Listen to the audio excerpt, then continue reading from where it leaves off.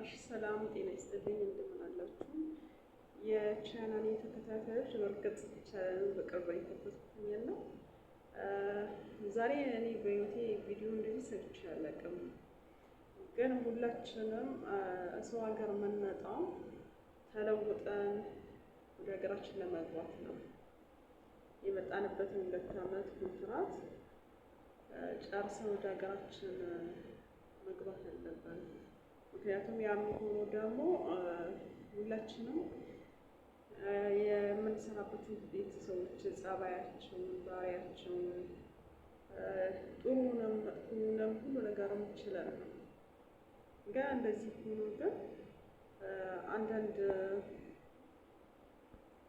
የራሳችን የምንላቸው ሰዎች በርግጥ እኔ ከዚህ በፊት በሰራው ጊዜያት ብዙ ከሀገር ዜጎች ጋር ሰርቻለሁ፣ እውነት ለመናገር ማለት ነው። ግን እንዴት ልበል፣ ኢትዮጵያዊ ጓደኛ ነበረኝም ነበሩ። ግን አንዴ ብዙ የማንገናኘው በሳምንት አንዴ ምናምን ነበር የምንገናኘው እና በጣም የገረመኝ ነገር ማለት ነው እንዴት የሰው ልጅ ከአንድ ጓደኛሽ ጋር ኢትዮጵያዊ ያገኘው ብለሽ ደስ ብሎሽ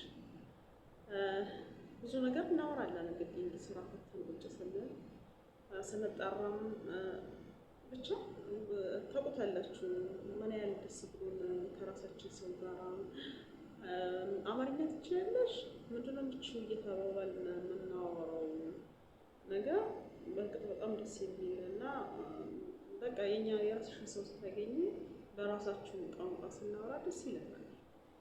ግን ምን ሆነ መሰላችሁ የሴትዮ እህት ቤትና እኔ ሌላ ሰው የለም፣ ከቤተሰቦቻቸው ሰራተኛ ሁለታችን ብቻ ነን። በሳምንት ሐሙስ እንገናኛለን። በየሳምንቱ ሐሙስ ወይ እኔ ጋር ይመጣሉ፣ ወይ እነትየው ጋር እንሄዳለን፣ ወይ እነሱ ቤት እንሄዳለን፣ ወይ ሌላኛው ጋር እንሄዳለን። ያው እንገናኛለን። በዚህ ምክንያት ስንገናኝ ብዙ እናወራለን። በቋንቋ አንግባባም።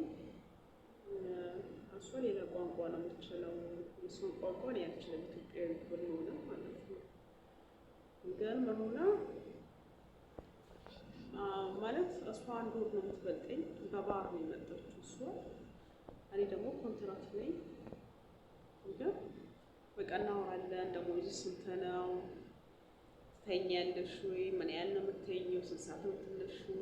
የሚለውን ነገር ሁላችንም ስንገናኝ የምንጠያየቀው ነገር ነው። እና እንደዚህ እንትን እያልን ያው ብዙ ነገር እናወራለን። ታውቃላችሁ በምግብ ዙሪያ በምንም ዙሪያ እናወራለን። እና ምን ሆነ መሰላችሁ ከመጣች ልጅቷ እንግዲህ ከመጣች ዓመት ከ7 ወር እስከ 8 ወር ነው። እኔ ደግሞ ዓመት ከ5 ወር አካባቢ ነው።